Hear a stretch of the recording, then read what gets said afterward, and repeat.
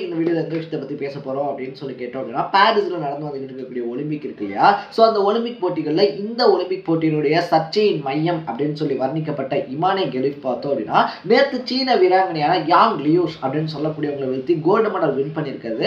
அவங்க வந்துட்டு ஆனா பெண்ணா அப்படின்னு சொல்லி எந்தெந்த பெரிய பெரிய டிவி தொடர்களில் வந்துட்டு விவாதம் அப்படின்றது நடந்துச்சோ அத்தனை டிவிலையுமே பார்த்தோம் அப்படின்னா அவங்க கோல்டு மெடல் வின் பண்ண நியூஸ் அப்படின்றத ஃபிளாஷ் பண்ண வச்சிருக்காங்க அப்படின்னே சொல்லலாம். ஸோ இது வந்துட்டு யார் சொன்னது அப்படின்றதெல்லாம் தெரியல. அவமானப்பட்ட இடம் இருக்கு இல்லையா?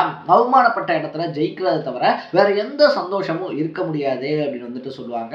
ஸோ அதே மாதிரியே பார்த்தோம் அப்படின்னா இந்த வருஷம் நடந்த பாரிஸ் ஒலிம்பிக்ல வந்துட்டு ரவுண்ட் ஆஃப் 16 அப்படின்ற பிரிவில் பார்த்தோம் அப்படின்னா இத்தாலிய வீரர்களுக்கு அகென்ஸ்டான மேட்ச்ல இவங்க 46th செகண்ட்ல பார்த்தோம் அப்படின்னா ஒரு பஞ்ச் அப்படின்றத ஏஞ்சலா ஹரினி அப்படின்னு சொல்லக்கூடிய ஒரு பிளேயருக்கு கொடுக்குறாங்க.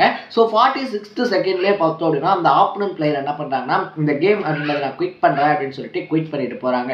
ஸோ குவிட் பண்ணதோட மட்டும் இல்லாமல் பார்த்தோம் அப்படின்னா என்னுடைய பாக்ஸிங் எக்ஸ்பீரியன்ஸில் இத்தனை வருஷம் எக்ஸ்பீரியன்ஸில் பார்த்தோம் அப்படின்னா இப்படி ஒரு பஞ்ச் அப்படின்றத நான் பார்த்ததே இல்லை. ஸோ நான் என் உயிருக்கு பயந்து தான் வந்துட்டு பார்த்தேன் அப்படின்னா இந்த கேம் வந்துட்டு குவிட் பண்ணிட்டு போகிறேன் அப்படின்னு சொல்லிட்டு மீடியாஸ் முன்னாடி அழுதாங்க அப்படின்னே சொல்லலாம். ஸோ அந்த பொண்ணுக்காக பறிஞ்சு பேசுகிறேன் அப்படின்னு சொல்லிட்டு எல்லாருமே பார்த்தோம் அப்படின்னா ஆப்போசிட்டில் இருக்கக்கூடியது பொண்ணே கிடையாது அப்படின்னு சொல்லக்கூடிய அளவுக்கு ஒரு குற்றச்சாட்டு அப்படின்றத வச்சுருந்தாங்க. அது மட்டும் இல்லாமல் லாஸ்ட் இயர் இருக்கு இல்லையா 2023 பார்த்தோம் அப்படின்னா இந்தியாவில் நடந்த வேர்ல்டு சாம்பியன்ஷிப்பில் அவங்க நல்லா பர்ஃபார்ம் பண்ணியுமே திடுதுப்புன்னு வந்துட்டு அவங்க வந்துட்டு டிஸ்குவாலிஃபை பண்ணியிருந்தாங்க. அதுக்கு காரணம் அவங்க உடம்புல டெஸ்டோஸ்டரோன் இருக்கு இல்லையா, அது அதிகமாக இருக்குது அப்படின்ற மாதிரி ஒரு காரணம் அப்படின்றது கொடுக்கப்பட்டிருந்துச்சு. ஸோ பழைய பிரச்சனை எல்லாத்தையுமே தூசு தட்டி பார்த்தோம் அப்படின்னா அவங்க ஒலிம்பிக்லேருந்தே தடை செய்யணும், அதுவும் பாரிஸ் ஒலிம்பிக்லேருந்து பார்த்தோம் அப்படின்னா உடனடியாக தகுதி நீக்கம் செய்யணும் அப்படின்ற மாதிரி இத்தாலிய பிரதமர்லேருந்து பெரிய பெரிய ஆட்கள் வரைக்கும் எல்லாருமே பார்த்தோம்னா இமானே கெலிஃப்க்கு அகென்ஸ்டாக நின்னாங்க. பட் ஒலிம்பிக் கமிட்டியை பொறுத்த வரைக்குமே அவங்க சொன்ன விஷயம் என்ன அப்படின்னு சொல்லி கேட்டோம் அப்படின்னா, ஒலிம்பிக்ல பங்கெடுத்துக்கக்கூடிய ஒவ்வொரு வீரராக இருந்தாலும் சரி வீராங்கனையா இருந்தாலும் சரி ரோட்ல போயிட்டு இருக்கக்கூடியவங்க யாரையுமே கூப்பிட்டு வந்துட்டு நாங்கள் விளையாட விடுறது கிடையாது. பல கட்டமான சோதனைகள் அப்படின்றது இருக்குது, உடல் சம்மந்தப்பட்ட சோதனைகள் இருக்கு இல்லையா, எல்லாமே இருக்குது. ஸோ ஒலிம்பிக்கில் பார்ட்டிசிபேட் பண்ணக்கூடிய ஒவ்வொரு வீராங்கனைகள் வீரர்கள் எல்லாருமே பார்த்தோம் அப்படின்னா எல்லா விதமான பரிசோதனைகளுக்குமே தங்களுக்கு வந்துட்டு உட்பட்டு தான் வராங்க, உடன்பட்டு தான் வராங்க. அப்படி நடத்தப்பட்ட பரிசோதனைகளில் இமானே கெலிஃப் வந்துட்டு பெண் தான் அப்படின்னு சொல்லி ப்ரூவ் பண்ணப்பட்டிருக்கு. அதனால அவங்க டிஸ்குவாலிஃபை பண்ண முடியாது அப்படின்னு சொல்லிட்டு அனௌன்ஸ் பண்ணுறாங்க. ஸோ இப்படி எக்கச்சக்கமான மன உளைச்சல் அப்படின்றது இமானே கெலிஃப்க்கு கொடுக்கப்பட்டாலும் கூட அது எல்லாத்தையுமே தாண்டி பார்த்தோம் அப்படின்னா அவங்க கோல்டு மெடல் வின் பண்ணி யாரெல்லாம் அவங்களுக்கு அகென்ஸ்டாக பேசினாங்களோ யாரெல்லாம் அவங்களை விமர்சனம் பண்ணாங்களோ கிரிட்டிசிக்ஸ் இருக்கு இல்லையா அதை வேலை தூக்கி வச்சாங்களோ அவங்க எல்லார் வாயுமே அடைச்சிருக்காங்க அப்படின்னு தான் சொல்லணும். அப்படி கஷ்டப்பட்டு வின் பண்ணதுக்கு அப்புறமா அவங்க பேசின முதல் விஷயம் என்ன அப்படின்னு சொல்லி கேட்டோம்னா, நான் வந்துட்டு பெண்ணா பிறந்து பெண்ணாவே வளர்ந்த சாதாரணமான ஒரு பெண் தான். ஸோ என்ன வந்துட்டு பெண் இல்லை அப்படின்னு சொல்றது இருக்கு இல்லையா, அதை என்னால் தாங்கிக்க முடியல. ஸோ நான் வந்துட்டு பெண் தான் அப்படின்னு சொல்லிட்டு அவங்களுக்கு எதிராக வைக்கப்பட்ட பாலினம் சம்பந்தப்பட்ட பிரச்சனைகள் இருக்கு இல்லையா அதுக்கு செருப்பால் அடிச்ச மாதிரி பதிலடி அப்படின்றதும் கொடுத்துருக்காங்க. ஸோ இப்படி எக்கச்சக்கமான ஸ்ட்ரகிள்ஸ் அப்படின்றத தாண்டி பார்த்தோம் அப்படின்னா இன்னைக்கு அல்ஜீரியாவுக்காக முதல் தங்கப்பதக்கம் அப்படின்றத வின் பண்ண வீராங்கனையாகவும் மாறி இருக்காங்க.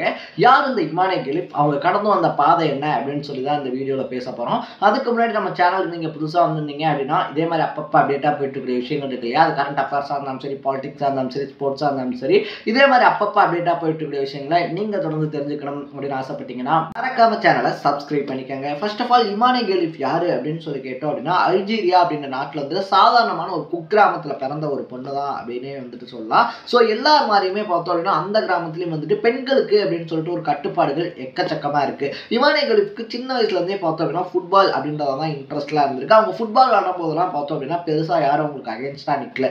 பட் பாக்ஸிங்கில் இன்ட்ரெஸ்ட் வந்ததுக்கு அப்புறமா பார்த்தோம் அப்படின்னா அவருடைய சொந்த அப்பாவே வந்துட்டு அதுக்கு அகேன்ஸ்டாக நிற்கிறாரு. இந்த மாதிரி பாக்ஸிங்லாம் விளையாட போகக்கூடாது, அதெல்லாம் வந்துட்டு பொண்ணுங்களுக்கு செட் ஆகாது அப்படின்ற மாதிரியான விமர்சனங்கள் அப்படின்றது முன்வைக்கப்படுது. இருந்தாலும் பார்த்தோம் அப்படின்னா இமானே கெலிஃப் இருக்காங்களே அவங்களுக்கு பாக்ஸிங்ல எக்கச்சக்கமான இன்ட்ரெஸ்ட் அப்படின்றது இருக்கு. என்னைக்காவது ஒரு நாள் நம்ம பாக்ஸிங்ல பெருசா வந்துருவோம் அப்படின்ற நம்பிக்கையும் அவங்களுக்கு இருக்கு. ஸோ அதனால அப்பாவுக்கு அகேன்ஸ்டா பார்த்தோம் அப்படின்னா போராடி பாக்ஸிங் கிளாஸஸ் அப்படின்றதெல்லாம் போறாங்க.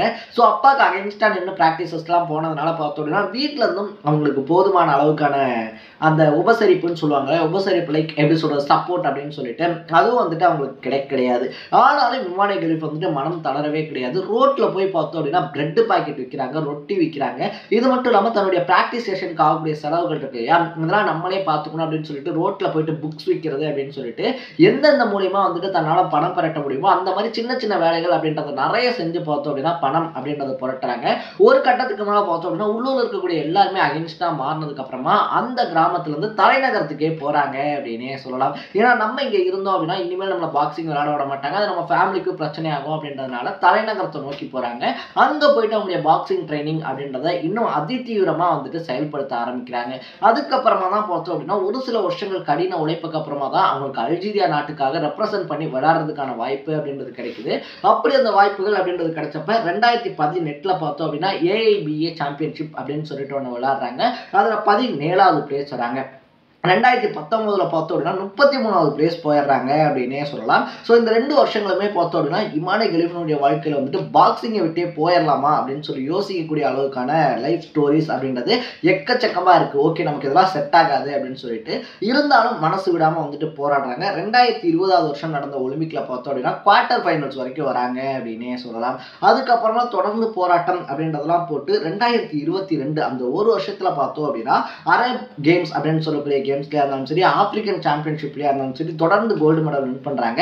ஸோ மெல்ல மெல்ல பார்த்தோம் அப்படின்னா அல்ஜீரியா மக்களுக்காக இருந்தாலும் சரி, அல்ஜீரியாவை சேர்ந்த விளையாட்டு வீரர்களுக்காக இருந்தாலும் சரி, இவங்க மேல நம்பிக்கை அப்படின்றது வருது. கண்டிப்பா இந்த பொண்ணு ஏதாவது சாதிப்பாங்க அப்படின்னு சொல்லிட்டு 2024 பாரிஸ் ஒலிம்பிக்ல வரும்போது பார்த்தோம் அப்படின்னா இவங்க கண்டிப்பா மெடல் அடிப்பாங்க அப்படின்னு சொல்லிட்டு அல்ஜீரியா பீப்புள்ஸ் நம்புறாங்க. பட் ஒலிம்பிக் காலத்தில் இவங்களுக்கு அவ்வளோ பெரிய எந்த முன் அனுபவங்கள், அதாவது இவங்க சொல்லிக்கக்கூடிய அளவுக்கு எந்த ரெக்கார்ட்ஸ் அப்படின்றதும் பண்ணல. இப்போ கோல்டு மெடல் வின் பண்ணிட்டாங்க. பட் இதுக்கு முன்னாடி எதுவும் பண்ணலை அப்படின்றதுனால இவங்களோட டஃபஸ்ட் கண்டஸ்டண்ட்டாக கூட யாரும் பார்க்கல அப்படின்னு வந்துட்டு சொல்லப்படுது. அப்படி இருக்கும்போது தான் பார்த்தோம் அப்படின்னா ஒவ்வொரு ரவுண்டாக வந்துட்டு முன்னேறி போகிறாங்க. ரவுண்ட் ஆஃப் 16 தான் வந்துட்டு இத்தாலியை சேர்ந்த ஏஞ்சலா ஹரினி அப்படின்னு சொல்லக்கூடிய ஒரு பிளேயரை வந்துட்டு பீட் பண்ணுறாங்க. இந்த கேம் வெறும் 46 செகண்டில் முடியுது. அதுவும் ரவுண்ட் ஆஃப் 16 அப்படின்னு சொல்லக்கூடிய ஒரு முக்கியம் அப்படின்னா ரொம்பவே முக்கியமான ஒரு ரவுண்ட் அப்படின்னு வந்துட்டு தான் சொல்லுவோம். அது வெறும் 46 செகண்ட்ல முடிஞ்சதுனால பார்த்தோம்னா உலகம் முழுக்க எக்கச்சக்கமான அதிருப்தி அப்படின்றது ஏற்படுது. எந்த அளவுக்கு அப்படின்னு சொல்லி கேட்டோம்னா இத்தாலியுடைய பிரதமர்ல ஆரம்பிச்சு உலகத்தினுடைய பணக்காரராக இருக்கக்கூடிய எலான் மஸ்க் இருக்காரு இல்லையா, அவர் வரைக்குமே வந்துட்டு இது வந்துட்டு நாட் ஃபேர் அப்படின்ற மாதிரி வந்துட்டு பதிவு பண்றாங்க. ஸோ ஒரு கட்டத்துக்கு மேல போய் பார்த்தோம் அப்படின்னா இமானே கலிஃபினுடைய அப்பா இருக்காரு இல்லையா, அவர் அல்ஜீரியா ஊடகங்கள் எல்லாத்துக்குமே என்ன பண்றாரு அப்படின்னு சொல்லி பார்த்தோம்னா என் பொண்ணு பிறக்கும் போது பெண்ணாதான் பிறந்தா அப்படின்னு சொல்லிட்டு அதுக்கான பர்த் சர்டிபிகேட்டை கொண்டு வந்துட்டு அந்த நாட்டு மக்கள் கிட்ட காட்டுறாரு. ஸோ அந்த அளவுக்கு எக்கச்சக்கமான மன உளைச்சலுக்கு பார்த்தோம் அப்படின்னா இமானே கலிஃபா இருந்தாலும் சரி, அவங்களுடைய ஃபேமிலியா இருந்தாலும் சரி உள்ளாக்கப்படுறாங்க அப்படின்னு சொல்லலாம். ஸோ ஒரு வாரத்துக்கு முன்னாடி இமானே கலிஃப் என்ன சொன்னாங்க அப்படின்னா கண்டிப்பாக இந்த ஒலிம்பிக்ஸ் இருக்கு இல்லையா, இதில் நான் கண்டிப்பாக மெடல் வின் பண்ணியே தீருவேன், ஏன்னா அந்த அளவுக்கு வழிகளை இந்த ஒலிம்பிக் எனக்கு கொடுத்துருக்கு அப்படின்னு வந்து சொல்கிறாங்க. நேற்று ஃபைனலில் பார்த்தோம் அப்படின்னா சீன வீராங்கனையான யாங் லியூஷ் அப்படின்னு சொல்லக்கூடியவங்க 5-0 அப்படின்ற செட் கணக்கில் வீழ்த்தி தங்கள் நாட்டினுடைய முதல் கோல்டு மெடல் அப்படின்றத சுமந்த வீராங்கனையாக அவங்க மாறுறாங்க அப்படின்னே சொல்லலாம். ஸோ இந்த நேரத்தில் நம்ம யாரை அப்ரிஷியேட் பண்ணணும் அப்படின்னு சொல்லி கேட்டோம்னா கண்டிப்பாக இமானே கலிஃப் வந்துட்டு நம்ம அப்ரிஷியேட் பண்ணணும். பட் அதை தாண்டி ஒலிம்பிக் கூட்டமைப்பு இருக்காங்க இல்லையா, சும்மா வந்துட்டு குற்றச்சாட்டு வந்துச்சு எடுத்தோம் கவுத்தோம் அப்படின்னு சொல்லி அவங்க தகுதி நீக்கம் பண்ணாம முறையா பார்த்தோம் அப்படின்னா அவங்க வந்துட்டு எல்லா விதமான கோஆப்ரேஷன் அப்படின்றதையும் கொடுத்துருக்காங்க. எல்லா விதமான பரிசோதனைகள் இருக்கா அதுக்கும் உட்பட்டு இருக்காங்க. ஸோ அதனால அவங்களை எங்களால் தகுதி நீக்கம் செய்ய முடியாது அப்படின்னு சொல்லிட்டு ஒரு ரியல் டேலண்ட்டுக்கு வந்துட்டு தொடர்ந்து வாய்ப்பு வழங்கினது இருக்கு இல்லையா, அது இந்த இடத்துல கண்டிப்பா பேசப்பட வேண்டிய ஒரு விஷயம் அப்படின்னே சொல்லலாம். இமானே கலிஃப் ஜெயிச்சிருக்கது அப்படின்றத பார்த்தோம் அப்படின்னா அடுத்து வரக்கூடிய ஜென்ரேஷன் இருக்கு இல்லையா, அந்த ஜென்ரேஷன்ல இன்னும் பல இமானே கலிஃப்களை வந்துட்டு பார்த்தோம் அப்படின்னா உருவாக்கும் அப்படின்னு சொல்லி நம்பப்படுது. ஸோ இந்த ஒலிம்பிக்ல நம்ம முன்னாடியே சொன்ன மாதிரி சர்ச்சையுடைய மையப்புள்ளியா இருந்தால் அது எல்லாத்தையுமே தன்னுடைய மன உறுதியினால உடைச்சு இன்னைக்கு ஒலிம்பிக்ல தங்கப்பதக்கம் அப்படின்றதையும் தன்னுடைய நாட்டுக்காக வாங்கியிருக்கக்கூடிய இமானே கலிஃப்க்கு நம்ம சொல்றது என்ன அப்படின்னு சொல்லி கேட்டோம் அப்படின்னா யூ டிசர்வ் சாம்ப் அப்படின்றது தான். ஸோ நீங்க இமானே கலிஃபை பத்தி என்ன நினைக்கிறீங்க அப்படின்றத கமெண்ட்ல போட்டு இதே மாதிரி அப்பப்போ அப்டேட்டா போயிட்டு விஷயங்கள் இருக்கு இல்லையா, அது கரண்ட் அஃபேர்ஸாக இருந்தாலும் சரி, பாலிடிக்ஸாக இருந்தாலும் சரி, ஸ்போர்ட்ஸாக இருந்தாலும் சரி, இதே மாதிரி அப்பப்போ அப்டேட்டா போயிட்டு விஷயங்களை நீங்க தொடர்ந்து தெரிஞ்சுக்கணும் அப்படின்னு ஆசைப்பட்டீங்கன்னா மறக்காம சேனலை சப்ஸ்கிரைப் பண்ணிக்கங்க. நாளைக்கு இதே மாதிரி இன்னொரு இன்ட்ரெஸ்டிங்கான வீடியோட சந்திக்கலாம். Tata, bye by.